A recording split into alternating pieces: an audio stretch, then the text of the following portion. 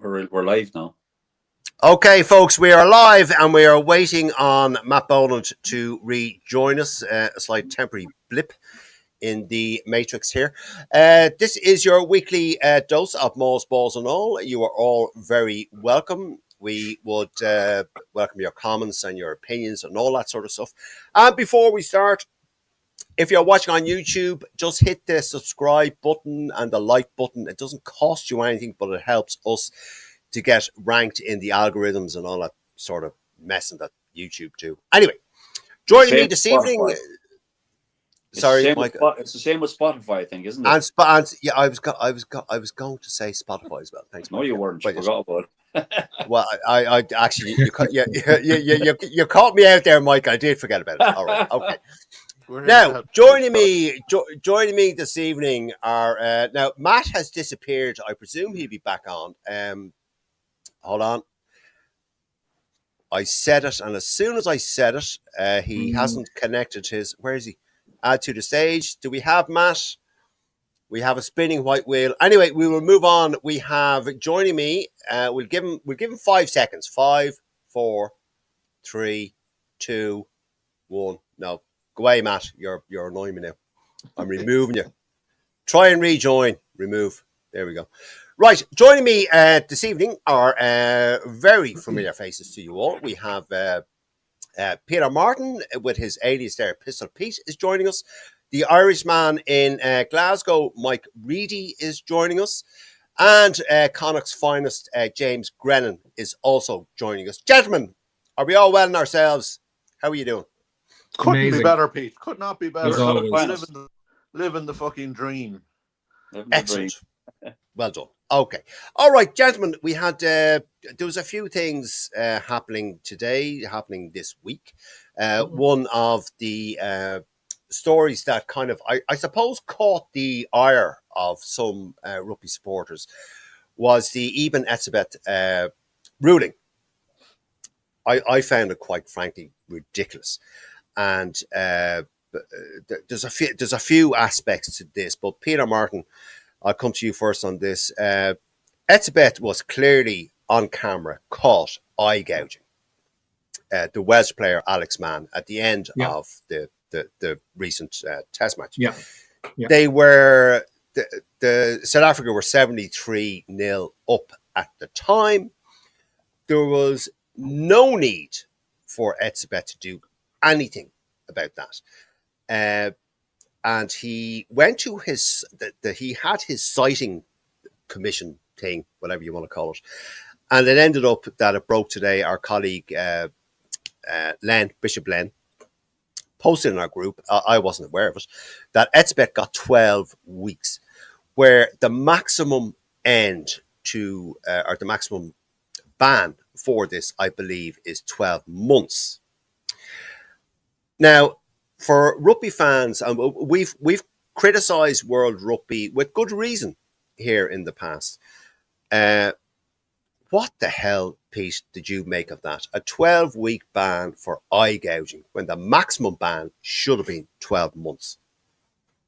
Well, when you think about, all the other on-field instances, the regular stuff that goes on, the foul play, the interference by TMOs, and various different decisions, when it comes to disciplinary stuff, is it in a way we shouldn't be really surprised. That's my view. We shouldn't be surprised that they've managed to fuck it up by handing out 3 months.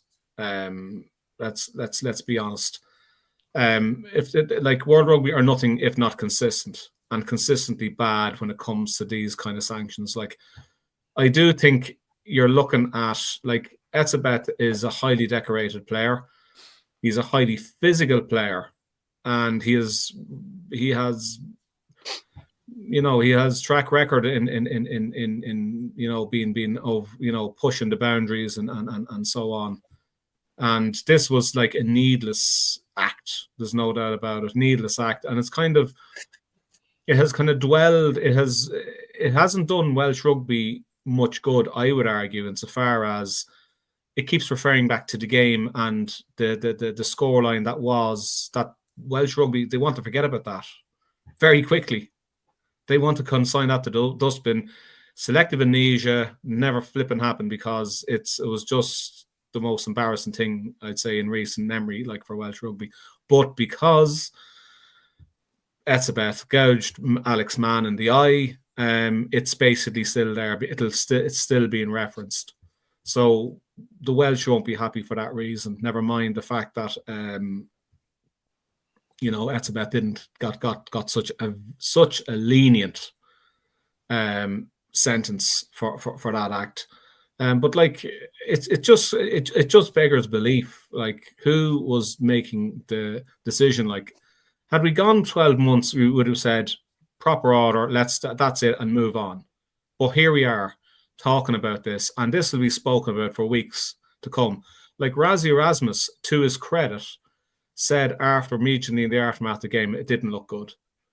So I'd only love to know what he thinks, because like, you would wonder if there's some sort of maybe a sense of honour amongst the Springboks that perhaps maybe Etzebeth will face some sort of sanction internally, saying, "Look, you're."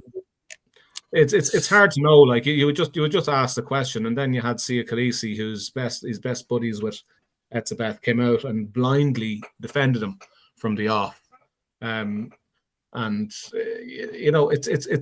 has put a bit of a stain on the end of the autumn series, from what I can from my perspective, not as a Springbok fan, but like they've ended this year like on such a high. Like, they've beaten everybody kind of out of sight, and this is, this episode with one of the most decorated players is a stain on what the end of their season. So World Rugby just fucked it up. They got it wrong. Like, 12-month ban, and it was under the carpet, and we'd be all basically saying, right, let's get back to the URC, let's get back to the Heineken Cup, and the Six Nations is on the horizon.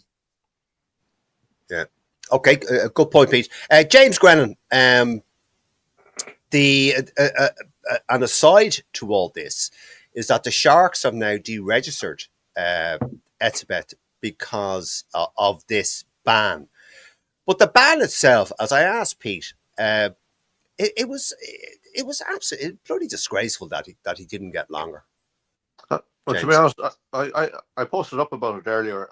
I really thought it was a fucking typo. I thought they meant to write 12 months, not 12 weeks. When I read that, that's just utterly ridiculous. For what he did, like, he had his thumb in his eye, and then when he realized, oh shit, I can't do that, then he moved his hand round to the side of his head and stuck his thumb into his ear, trying to fucking mush his brain out of his head. And like, your man was very irate afterwards, and the handshake was very, very frosty. I'm not surprised. I'm delighted to hear that the Sharks have taken some internal action on it, because World Rugby have failed us all. That should have been. We all said, "Oh, lengthy ban coming today. Jesus, he's going to be out for a long time. Will we see him back in time for the World Cup?" And now he's going to be back he'll be back before the end of the URC. It's a disgrace altogether. All right. Okay. Mike Reedy, your thoughts on all this, what I've asked Peter and James, but the ban that everyone, excuse me, everyone expected it to be longer. 12 weeks just seems pitiful, and World Rugby have absolutely shot themselves in the foot here with this, or whoever is. I suspect it is World Rugby. Go on, Mike. Well, the sanction is totally derisory. It's embarrassing. The fact that he's actually got the lower end of this complete lowest end of the scale for such an act.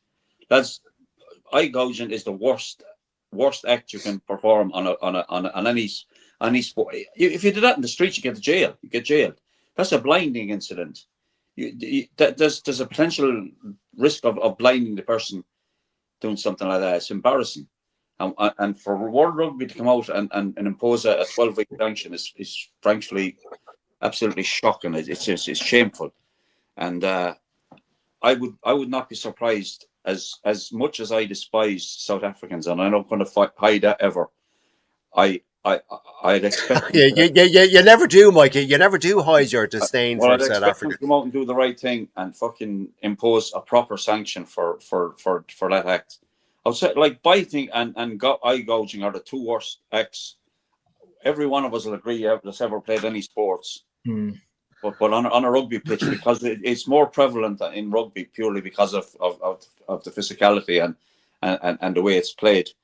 So, but it's never been accepted. It wasn't accepted. That wasn't accepted 40 years ago, and it's not acceptable.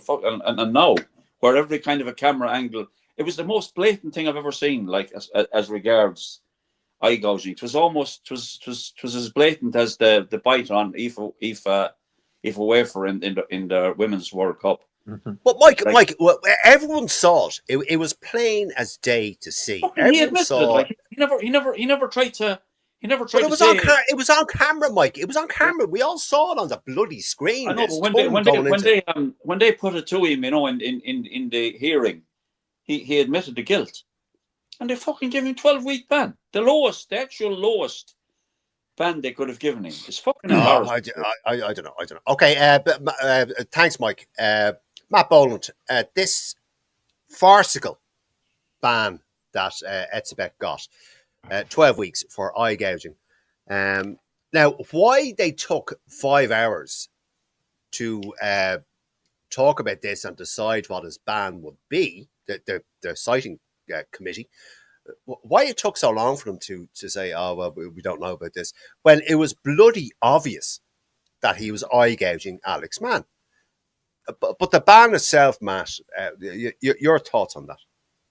Well, look, as the lads have said, it's the lower end of a serious offence, and I think World Rugby have shit the bed here by only giving him a fucking 12-week ban, because that is, as the lads have said, like it's the worst act you can perform on a player. And if you look back at previous bans for the same thing, like Alan Quinlan got a 12-week ban for gouging Leo Cullen back, and he missed the Lions tour. But if you look at that incident, it was much less of an eye gouge. Like Etzebeth's thumb was pretty much fucking scratching your Alex Mann's brain, and the fact that World Rugby now have kind of brushed this under the carpet, they're sending the wrong message for everyone, not only for professional players, but for amateurs and kids playing the game, going, oh, well, it's all right to do that then now, isn't it? Because you're not going to get much of a ban. It is a disgrace, and I think everyone would have presumed he would have been getting at least a year ban for that, because I don't think it's his first time doing it either. And even look at what that fucking tug from England, Dylan Hartley, he got a 26-week ban for fucking gouging as well. Like, so I think they've taken a massive step back now, and they're making a mockery of themselves, and people are just going to be fucking calling them out left, right, and centre. But it comes to question though, like, are they just scared of Rassie Erasmus now and him kicking off if they did ban him for longer? I don't know. I really don't know. Why would they be scared of fucking Rassie Erasmus? Why would they be scared of him? Would you go away? You're a coach. But sure, he's fucking heads, isn't he?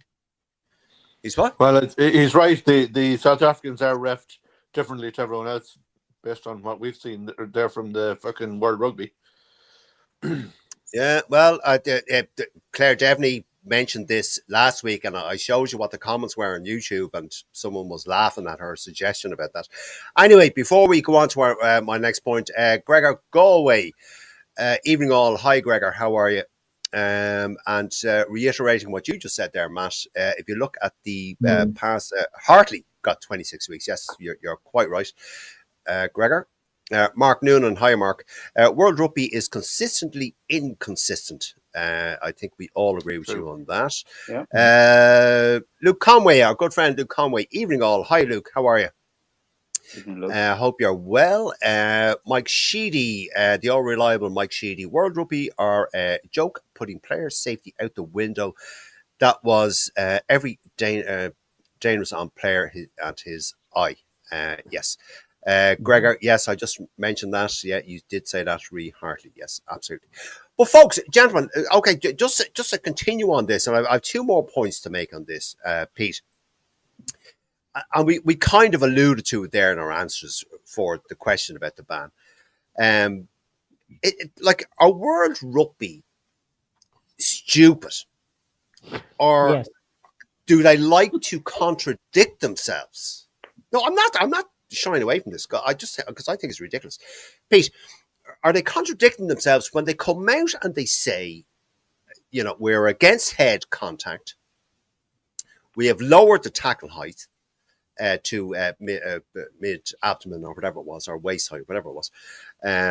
So they're trying all these things. They brought in the 20-minute red card to facilitate accidental head clashes, which I was against at the outset, but it kind of makes sense now when we've seen it in action.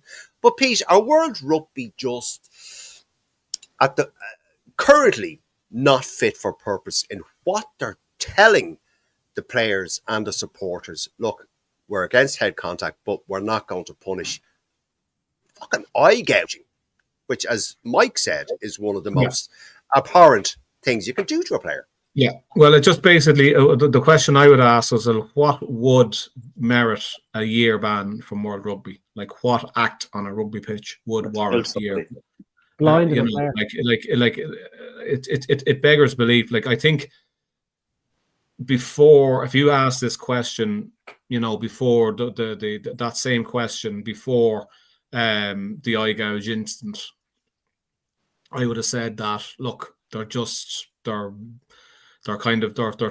to, there's a financial influence, shall we say, behind what they're trying to do in keeping players on the pitch, as many players on the pitch, and maintaining, you know, a contest, i.e. basically making your 20-minute red card as opposed to a full red, and that's the end of it.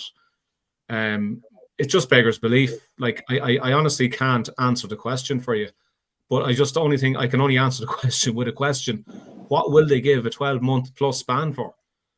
Because, like, as we've already established, gouging is the ultimate thug act on the pitch.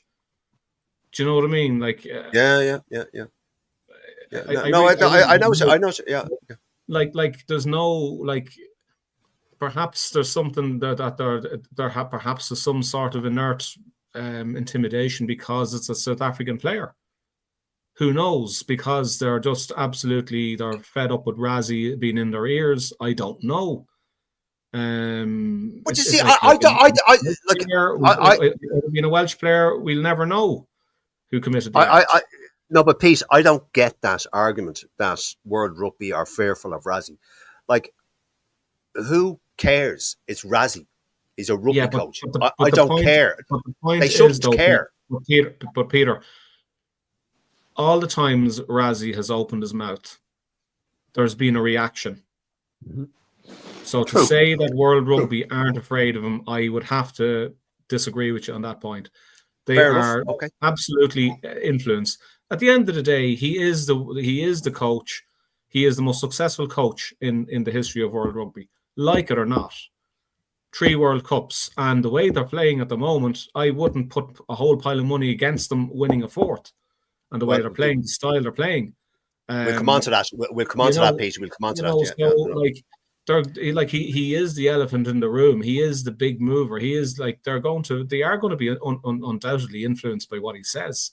They're not going to be influenced by, Steve Tandy of Wales.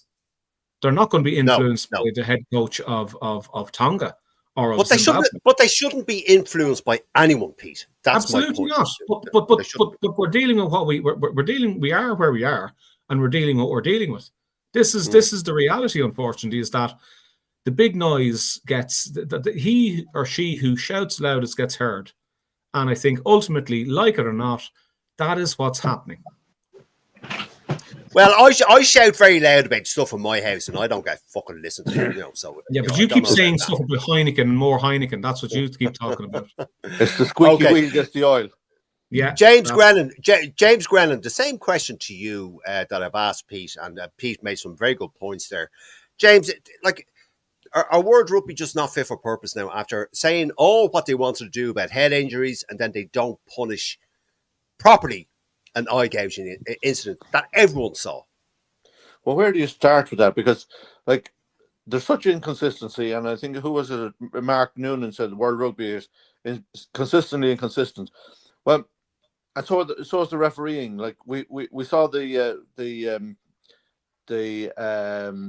shoulder to the head in the Ireland South Africa game, penalty only, and then when Ireland had shoulder to the head, yellow card, red card, cards coming out Matthew Carty's fucking hole. They were coming out left, right, and centre.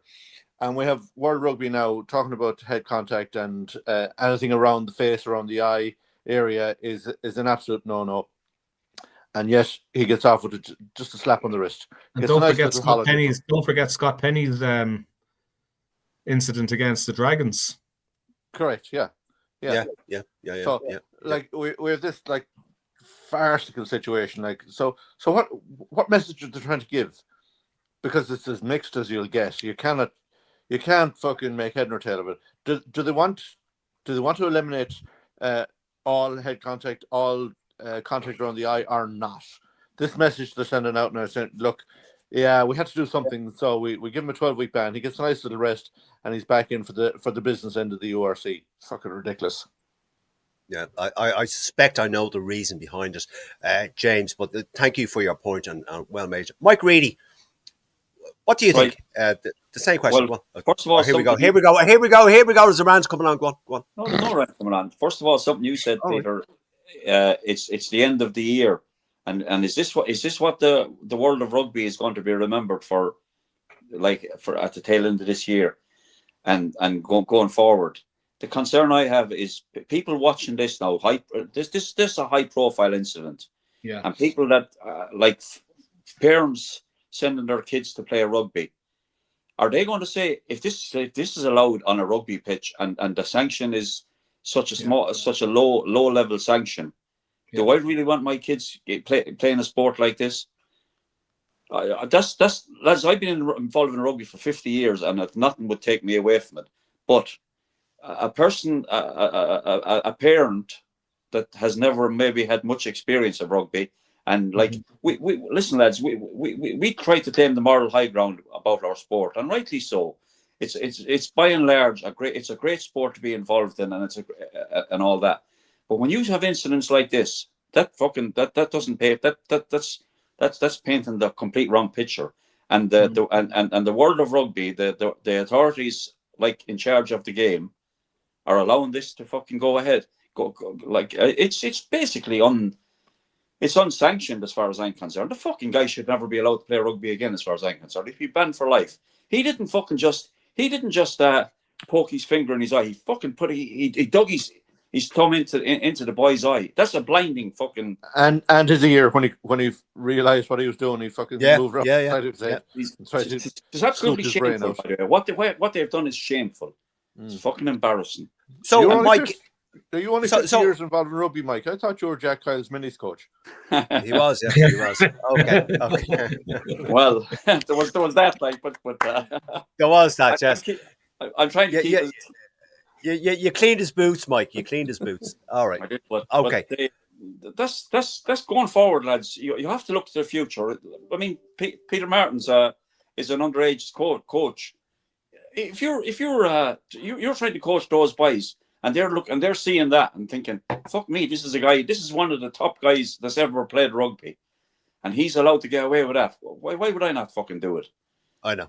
Okay, no, I know, Mike. Everything that has been said, not just by you, Mike, by James and Pete, I totally agree with. I thought Etzebeth, I think what he did was thuggish, and I think he should be banned for 12 months minimum for what he did. Play again.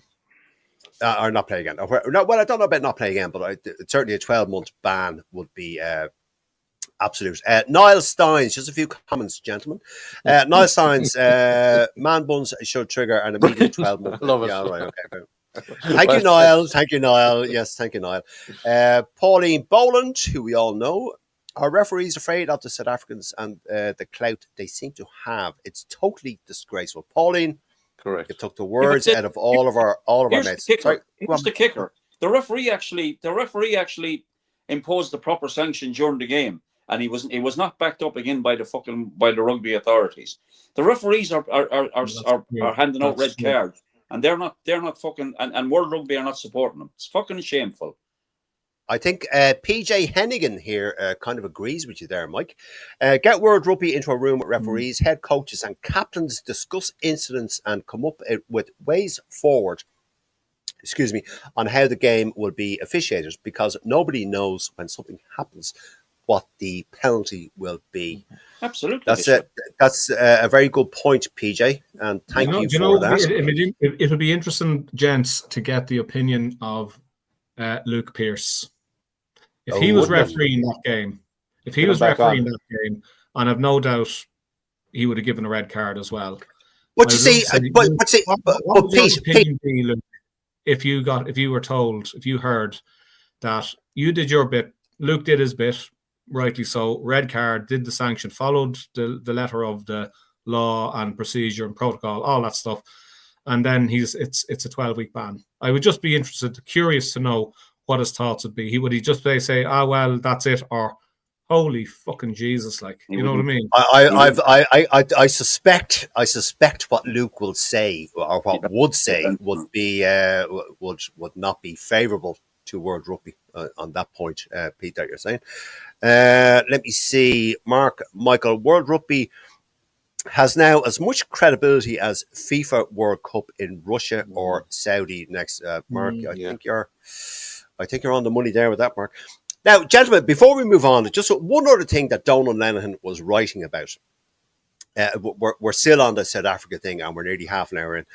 We'll move on after this. So just brief answers on this. Donald Lenihan writing in the Irish Examiner today, talking about the 7-1 subs bench that South Africa employ and all that, which there was no need for them to do that against Wales. And I quote, "Whether we like it or not, stretching back to the amateur game, exerting physical dominance over your opponent has always been central to winning matches. Unfortunately, the lawmakers, World Rugby, have facilitated that even more, to the point where it's become the overriding factor." And I'll finish. "World Rugby, the game's governing body, must now look itself in the eye and wonder if, in an attempt to make the game safer, it's exacerbated the problem."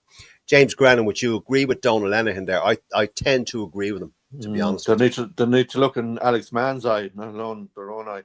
When they brought on like 7 hefty players at the same time. And Wales were 44-0 down at that point. Like, they were beaten, they were fucking done and dusted, they were a spent force, and then Razzie goes and pulls this stunt. I just thought it was just a low act, and then I thought it can't get any worse than that. And then Etzebeth did what he did then afterwards. Disgraceful. Yeah. All right, Mike Grady, your thoughts on what I've just read from what Donald Lenihan wrote? I agree there with James as well. You know, we actually scared the fucking shit out of South Africa, because we were down to 12 players in that game and they could not put us away. Mm-hmm. And that has to be testament to us. And look what they done to Wales. Like James just said, they were on sucking 7 subs when they were 44-0 up. That's what South Africa will do to any team. They will not take their foot off your fucking throat, by the way. They'll keep going and they'll batter you into submission. And that is how they want to play rugby. It's a fucking alien sport. It's almost becoming an alien sport to me now, and I still love it. But it's changed so dramatically over the decades that we're in danger of losing it. We're in danger. We've lost the sport I started watching anyway already. Some aspects of it remain, but the fundamental. Did William Webb Ellis run down the pitch when you started watching? No, he fucking picked up. He stole my ball, the bastard. I was going to run home. I was running home. Peter Martin, thanks, Mike. Thanks, James. Peter Martin, your thoughts on what Donald Lenihan? We all know who he is. What he wrote there. Yeah. Well, I suppose Donald is basically going into the Matt Williams space and basically criticising the misuse of the spirit of the law of rugby, the spirit of the game. a bit of me would say that, look, you know, Razzie is he's basically what the South Africans are doing is they're doing what they're allowed to do, right? Insofar as, are they allowed? It's black and white as far as Razzie saying, am I allowed to do this? Yes, you are. There's nothing to say you can't do it, but it's a bad look. That's ultimately what it boils down to. Razzie will say, you shouldn't do this. It's a bad look. Razzie says, don't care. I want to win. I want to win. The other thing I would say, and just coming slightly away off on a tangent, as we do on here. Yes. The Welsh Rugby Union are in a pile of bother, okay? And this is not the first time that the Welsh Rugby Union, in their wisdom, have decided to arrange a test outside the regular international window. Okay? So when they assembled a squad last week, the week in preparation for this game, which was the Springboks' final game on their Grand Slam tour, whatever the hell you want to call it, going around Europe.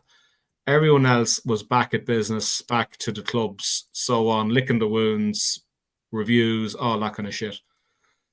It just beggars belief. Like, as I said, this is not the first time the Welsh Rugby Union did this. Now, they're obviously in significant bother financially. They are in real bother. Now, there's a deficit of money, but there's also a deficit of cop-on at the higher echelons of Welsh rugby, because arranging a game, I don't want to deflect away from what happened on the pitch with Etzebeth, but we could see this probably 6 months ago, that this potential slaughter, this massacre was going to happen.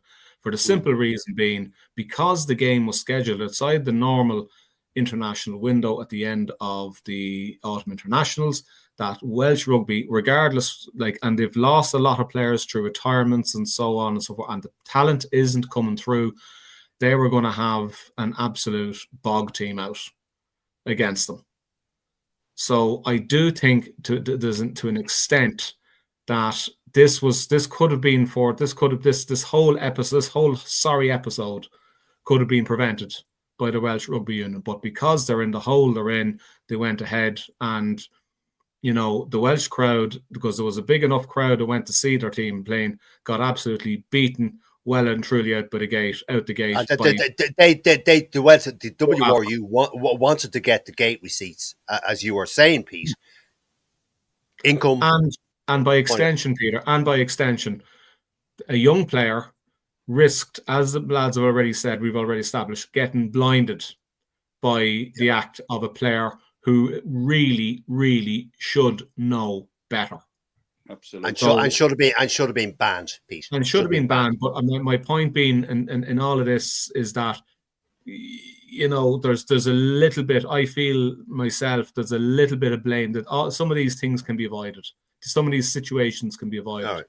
Okay. And I think, you know, Welsh rugby has to hold its hand up and perhaps going to say, look, maybe this whole idea, because I don't believe it happened. It worked out well the last time they did it, where they had the international outside. I think they played Australia. I stand to be corrected on that, but it wasn't. But the point I'm trying to make is these games outside international windows do not do the country, who's usually a weaker country, it's not doing them any good whatsoever. Yeah, I know. I know the point you're making. I know, and I agree with you. Okay, James Grennan, let's move on from this South Africa mess. Sorry, not the rugby team mess, but the Etzebeth mess that has been created by World Rugby. Let's move on to the Rugby World Cup draw, James. Looking at that, I mean, I have the 6 pools here in front of me, James. Now, this annoys me. The minute that the draw was made and published, and you've got pools A to F, a lot of the sports media crowd online, we all know who they are. They all started with these headlines that, brilliant. It's our fast track to our first quarterfinal, semi-final, whatever it was. And they all started saying, we're going to meet Argentina, we're going to meet England, after the initial 16 games or the last 16, whatever it was. Is it clickbait, James, or is it just idiotic journalism that we've come to get used to in this country? To be honest, I don't know what it is, but like no one within the IRFU is going to be talking about quarterfinals, semi-finals, any of that. They're going to be talking about the pool stages. They're going to be talking about the games in front of them. They'll be given all the respect to Scotland and Portugal and what was the other team? Uruguay, not Hungary. No. Actually, funny enough, James and everyone, we've never played Hungary. Uruguay. Hungary, Jesus Christ. Somebody posted, it must have come as a great surprise to Hungary that they're in our group. But look, to avoid meeting New Zealand, we have to top the group, which means we're going to have to beat Portugal, we're going to have to beat Uruguay, and we're going to have to beat Scotland, which is not going to be that easy. Scotland, in my view, are coming good. The team look like, well, they're improved a lot in the last one, but what they're going to look like come World Cup time, what Ireland is going to look like come World Cup time, we have no clue. We've no clue at the moment. So to start talking about, we're going to be playing Argentina, and then we're going to meet England, and then we're going to meet South Africa in the final. That's just cart before the horse stuff. And nobody within the IRFU is going to be thinking like that. They're going to be thinking about the next game. They'll be focused on obviously they'll be focused on Scotland as the biggest threat within the group, but they will be focused on getting the points, getting the scores, and putting all the teams away as best they can, and hopefully avoiding injury. Yeah, true. Very true. We'll come on to who's going to be there and who won't be there the next point. Mike Reedy, this whole thing that we have here with Irish media, online and print, saying, as I've asked James, that, we're going to meet Argentina and England. And Peter Martin, the same question to you. But is it stupidity in the Irish media face tube online thing, whatever they do, or what is it? It's clickbait. It's something that's going to come back to fucking bite you on the arse. We as Irish rugby supporters should know fucking better. Anybody that's been supporting Irish rugby for the duration of the World Cups should know fucking better. We have never played a knockout game, lads, or we've never won a knockout game in the Rugby World Cup. Never, yeah. And like, to make assumptions that we're going to go past any fucking thing is a bit premature, way premature. And until we get the monkey off our back, lads, that's how it has to remain. We have to fucking take it step by step, game by game, and that is, any management team. That's exactly any management team worth their salt. That's what they do. They won't make fucking plans for quarterfinals. The South Africans probably will, and rightly so. They should. They're perennial achievers, the bastards. But anyway, no, it's okay. Lads. Ask Jamie Heaslip. That's all you need. No, I'm not asking him. No. Ask him about putting your foot in it and putting your foot in your mouth prior to a game. No, I funny enough, I sent him a message about a month ago about something else, and he came back to me, and fair enough with it, but no, I wouldn't. No. Did you Peter Martin? And by the way, don't be no. Shut up! It was about something else. Peter Martin, irresponsible. I know. Peter Martin, irresponsible Irish media, or what would you put it down to? Look, it's they know what I think they know what they're doing. That's the way it is. They know it's clickbait. They're courting controversy. They're skirting around it. Look, anybody who has half a brain cell knows that our record is absolutely abysmal, and like, we're going to face Argentina again. Argentina have been, granted, they haven't beaten us in 11 years or something like that, but that doesn't matter because they beat us in Lens. They have track record. They beat us in Cardiff in 2015. we know that they have track record of raising their game when it matters most, and that's historical stuff. More recently, Argentina have become incredibly consistent. Look what they've achieved very recently. They've won away in Australia, they've won away in New Zealand. They haven't quite did it with South Africa, mind you. Who apart from ourselves, and like there's not many teams who do go to South Africa and beat South Africa away. So look, it's material for material's sake. It's just clickbait for clickbait's sake. It's trying to generate. It's clickbait, Pete, for revenue, because they go to their advertisers. They go to their advertisers and go, look, 3,000 people clicked on this, so that's 150 quid. Or and all it takes is for someone to change one word in the headline, and it takes a different. There's another view. You've got some angry South Africans. You have a bunch of angry South Africans coming on, bitching and moaning, saying three World Cups, and filling the page up with comments and so on, and that's job done. All right. Okay. Thanks, Pete. Thank you, gentlemen. Just a few comments that have come in. Mark Noonan, lads, this is the best draw we have had. Yes, it is, Mark. Yeah. In recent times, we should top that group. If not, we've no business being there. We will most likely come up against Argentina. No harm in speculating. But that's not really the point I was getting at, Mark. But I appreciate your comment. Niall Steins, had we won either of the ABR box games in the Quilter tournament, we'd be ranked 2 right now, and hence we'd be top of Pool A and most likely set to play the Springboks in the quarter-final instead of Argentina. Yeah, okay, fair enough. Michael says about the draw. Great draw for us. Even better draw for England, who are second favourites in his opinion. Borthwick looks like the real deal. It is, but then England have an easier route to... incredibly easy. God. They do.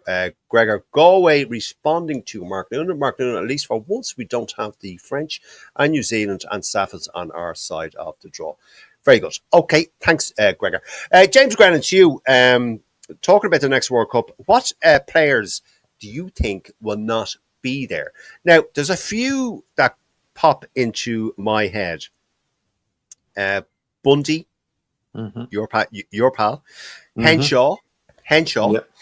And maybe Tyke Byrne, 3 stalwarts of Andy Farrell's selection. What would you reckon, James? And any other players that you think might not be there? If I was to add to that list, I would probably put Porter in there as well, maybe. I'm not sure he'll. He's only 28. I'm not sure that. What age is he now? He's 28. Yeah, but come World Cup, he'll have another couple of years on the clock, and also Pike Furlong is 34. Yeah, but the thing with Porter, this swivel in the hips thing, again came back to bite us with Matthew Carley on that game. He pinged him every single time in the scrum. Bundy definitely is too old. He'll be gone. He'll be retired. He'll be moved into a coaching role maybe. I don't see him leaving the Ireland setup or Ireland in general. He's well settled here now. Just on a quick aside there in the Connacht game the last day when he came on as a sub, it was very clever what they did with him in terms for the Hugh Gavin try, where they it looked for all intents and purposes like the ball was going to get to Bundy, and the two South African players ran at Bundy, which created the space and it put him in as a decoy runner. I thought that was a stroke of genius. It was great, but he's at the end of his career. He's not going to be there. Who else? James Will Lowe. Park be there? Yeah, I don't know. Yeah, I've no idea. Well, I'll tell you what, James. I'll tell you what. Peter Martin, go on. You said James Lowe and James Grennan said Gibson Park. Would you add anyone else, or what do you think about that? Who's not going to be a 2027 World Cup? Well, I would say there could be a question mark over Jack Conan. And this is as much about age as never mind. You know, we're not talking about injury, Pete. We're not talking about injury. Just age and the body and all that. Well, I don't think Bielan will be there. I don't think Bielan will be there. I don't think Aki will be there. I don't think Gibson Park will be there. I don't think Tyke Byrne will be there. Ian Henderson will be gone. Is he not gone already? Kind of. Well, he's on the doorstep. Yeah. Okay. I would say that, you know, like, our centres are old and aging. You know what I mean? Like, let's call a spade a spade. Stu McCluskey, I don't think will be there either. No. He's already kind of seems to be getting a little bit injury prone. Who else is going to be? Well, as I said, James Lowe will be gone.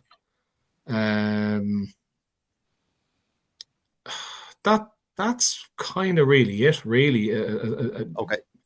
You know, like you're talking about. Then after that, I think you're looking at basically players who perhaps will have a dip in form, and that's finger in the dark stuff. That's a different conversation. Yeah, exactly. Thanks, Pete. Mike Reedy, your thoughts?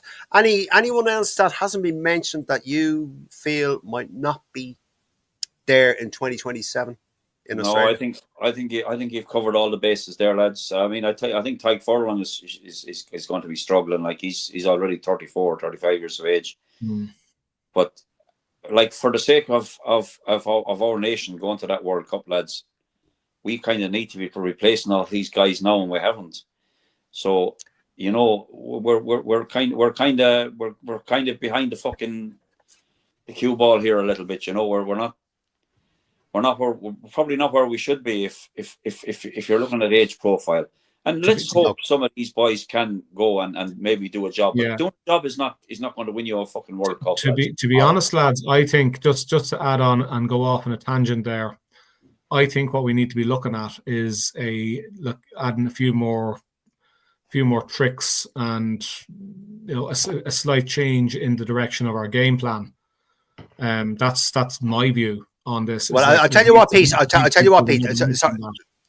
Sorry, Pete.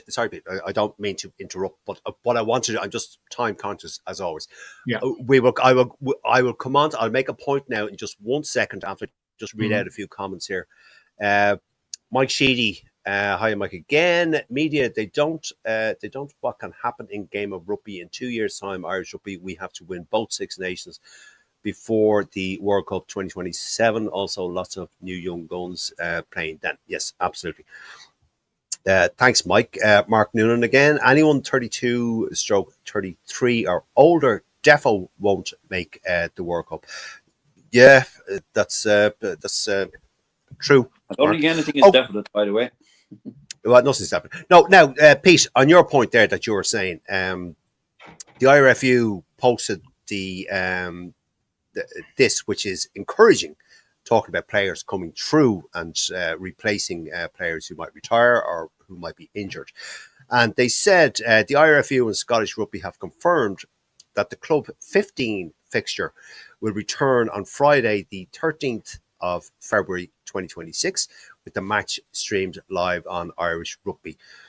It is taking the top talent from the Energia AIL Ireland League, giving domestic players a chance.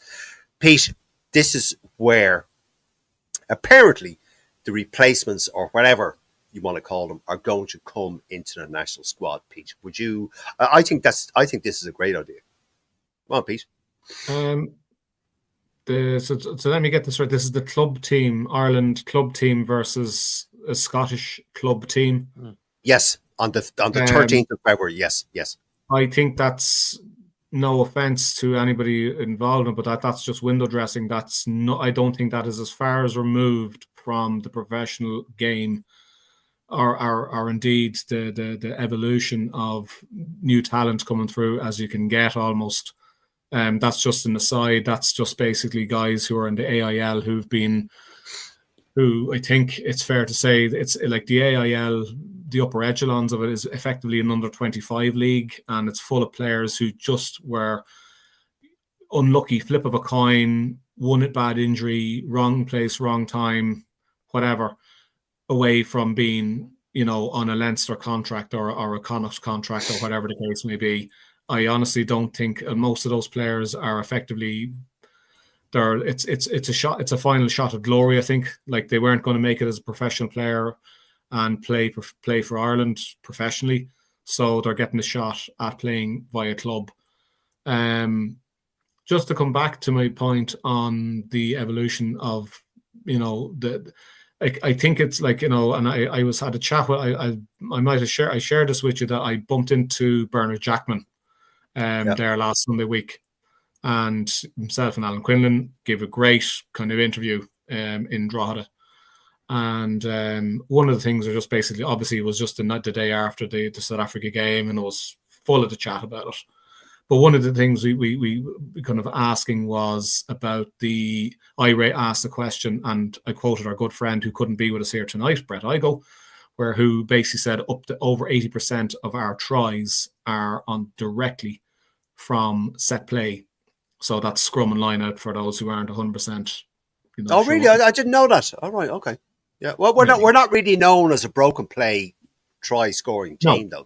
And that's exactly the point. And I just kind of asked the question: is it something that we need to look at? And Birch was very absolutely. He said, absolutely, we need to look at like the game against South Africa. Basically, effectively demonstrated they went after our scrum, not so much the line out, but they went after our scrum, and look what happened.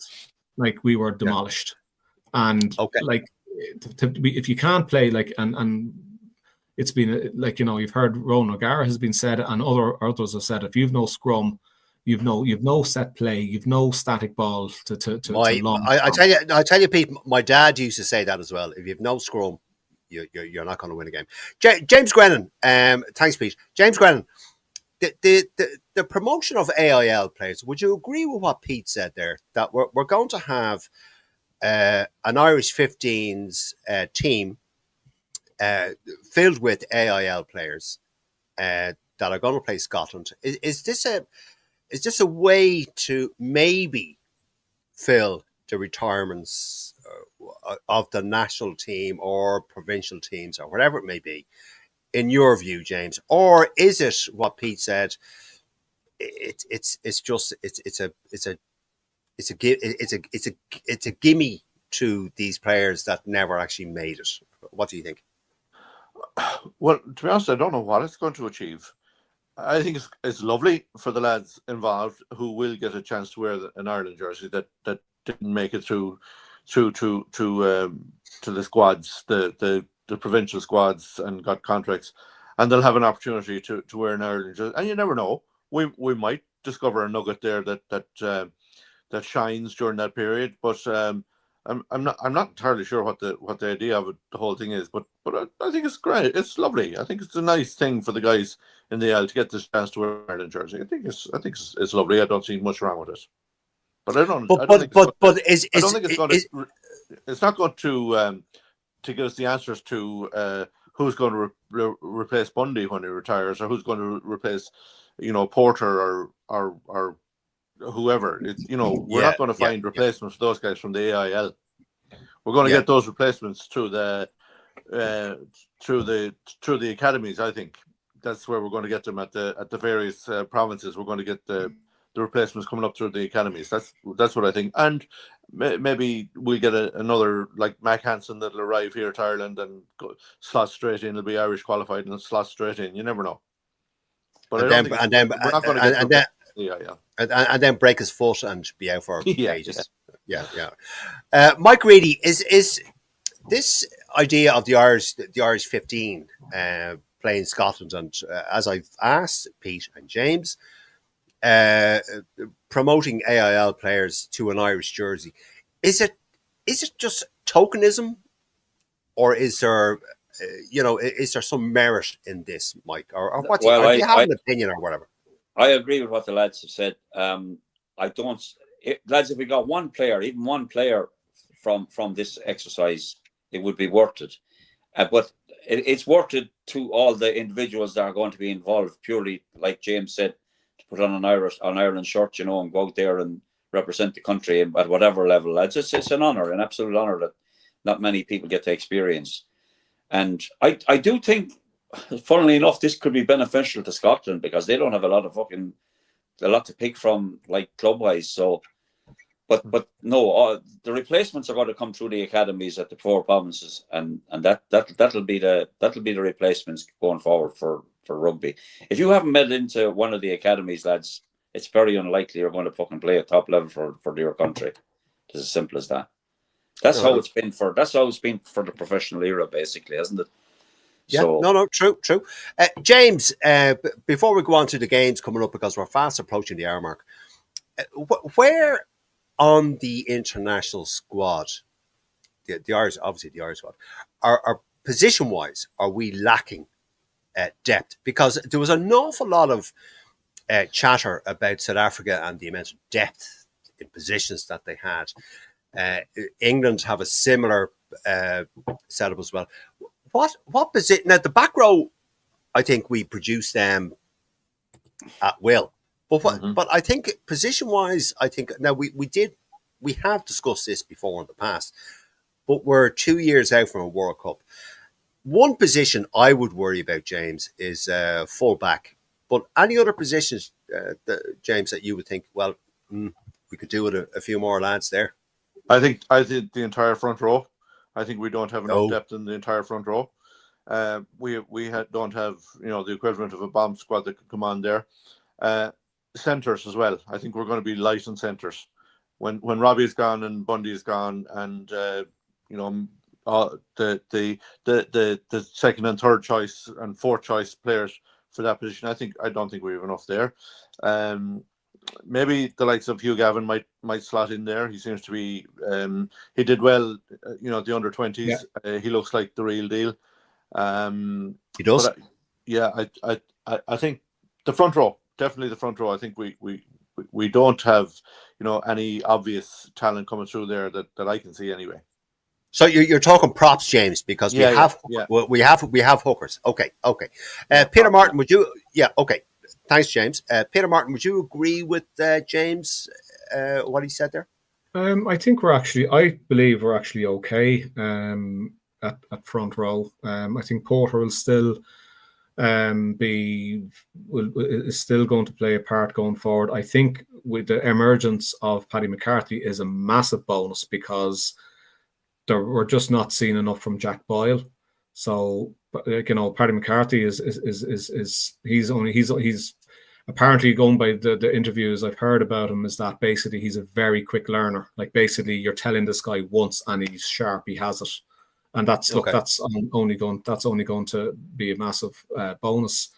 I think we're okay. I think Clarkson has come on massively. I think the acquisition of Slimani has made a massive difference to Clarkson, and indeed the other props the other tight head props who are going to come up. That's absolute gold of a signing. That was brilliant business by Leinster, because Alalato was absolutely useless.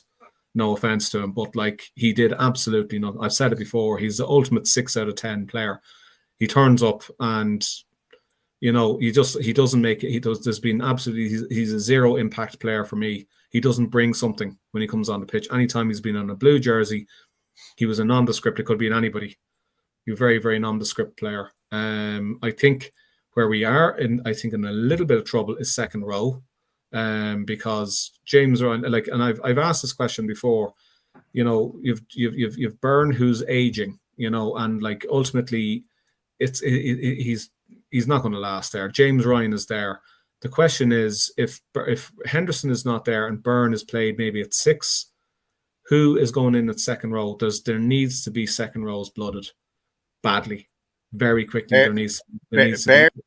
Baird is in the sixth role at the moment. He's the one positive, I would argue, as regards the Irish pack from the autumn. He's actually emerged as a leader, in my view. He's basically he ran the line out effectively, and was absolutely brilliant at it. So that's one of the pluses for Ireland that came out of the autumn series. I think we're okay in back row. I think we need second row, and we also need more competition at scrum half.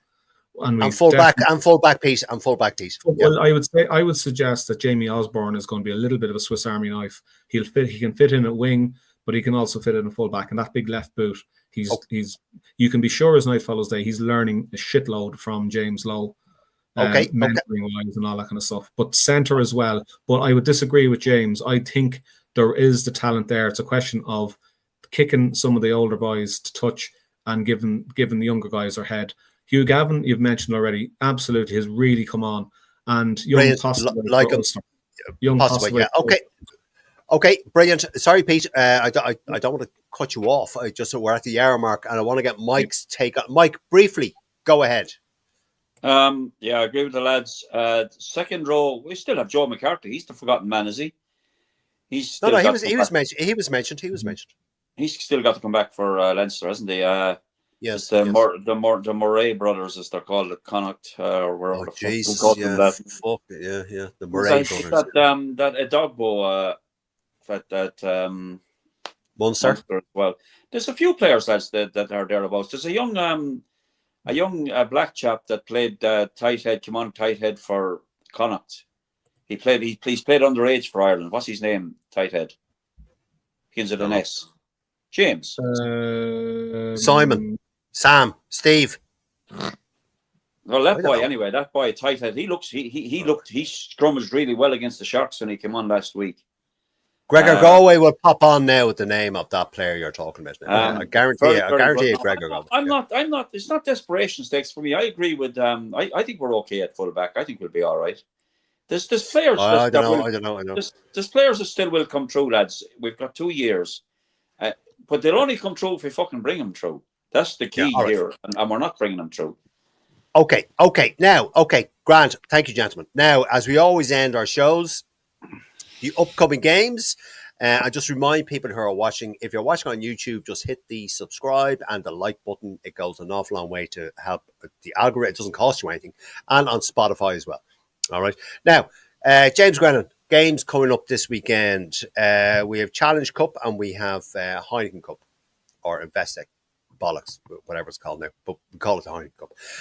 We're not going to put them all into one. We just call them all out as they're happening. We have James, who's winning, who's losing, who's drawing. We have Ulster are entertaining Racing. James, I see the bookies have Ulster firm favourites for that one, so I go with that. Do they? They do actually, yeah. I go Racing for that. Okay, James, Leinster are entertaining Harlequins. Yeah, I think Leinster will have enough for that. Okay, and Bath are entertaining Munster. James, I'm gonna stick with Munster. I'm going to stay with the home teams. No, I'm going to go with Bath. And your team are away to Ospreys. James. Yeah, I think on last week's form, hopefully we can be consistent and come away with the win there. I would agree with you on that. Mike Reedy, to you. Who's winning, losing, drawing? Ulster are against Racing. Mike? I think Ulster will have enough for that, by the way. I do. Don't agree. Okay, Mike. Leinster are entertaining Harlequins. This is a tough game for Leinster, but hopefully, lads, fingers crossed, they'll have enough to do the business. Okay. Bath are playing your team, Mike. Bath are playing Munster. I'm seriously concerned about this one, I have to admit. Serious concerns about this. Bath are fucking way out in front in the Premier League.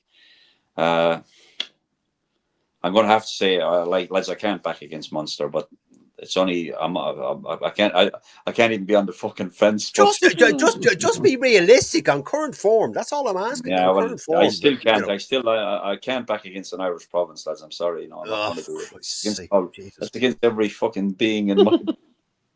All right, okay. And lastly, Mike, Ospreys are entertaining Connacht. Now, James, you said about form. Ospreys fucking went and nilled Glasgow last week, so they did, by the way. They're no mug fucking team, but I do fancy Connacht. By the way, I watched Connacht against the Sharks. They were fucking great to watch. Yeah. Full 80-minute performance at last. And Hugh Gavin must At last, James. Yes, at last, a full 80-minute performance. Yes, you're right. Sorry, Mike. Were you? Sorry, I said Hugh Gavin must come into the Irish fold, along with Cathal Ford. By the way, I fucking really like him. He's a great player. Yeah, absolutely.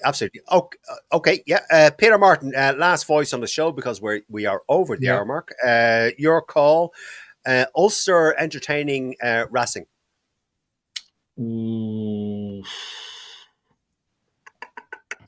I'm going to go with Ulster. They're in flying form. No one scored more tries than them. So look, I think Murphy has them where he wants them. He has the guys. He has the coaching team that he wants, and the players are responding to his methods and his his ways. So I think so I'm going to go with Ulster.